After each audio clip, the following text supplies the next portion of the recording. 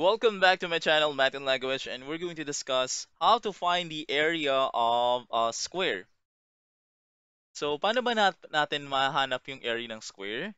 May formula tayo dyan. That will be area of a square is equal to s square. Okay? Or s to the power of 2.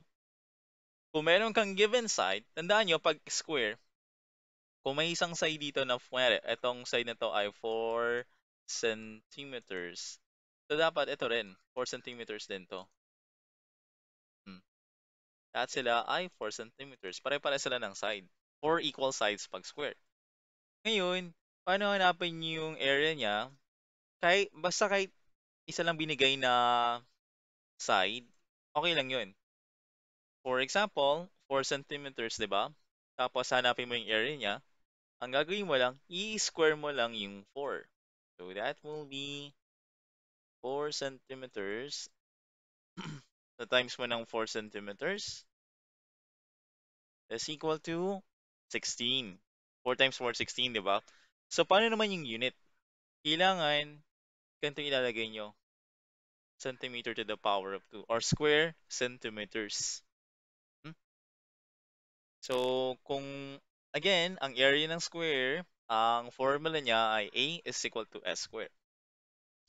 Paano naman kapag, ganito, isa pa tayong example.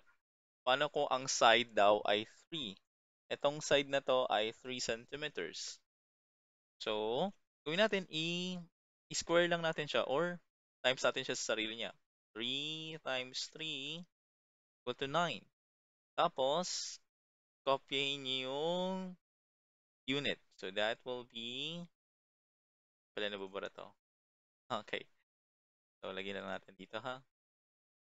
Area nito ay 9 centimeters square or square centimeters. Ganun lang siya kadali. Kunin mo yung isang side, i-square mo, tapos yung unit, dapat may exponent na 2 din. Okay? And that's the end of the lesson on how to find the area of a square. Kung may tanong kayo, suggestions, or comment, please comment down. Again, this is James, your Math and Language instructor. Please like and subscribe and also click the bell notification para updated kayo sa bagong videos ng Math and Language. Salamat po!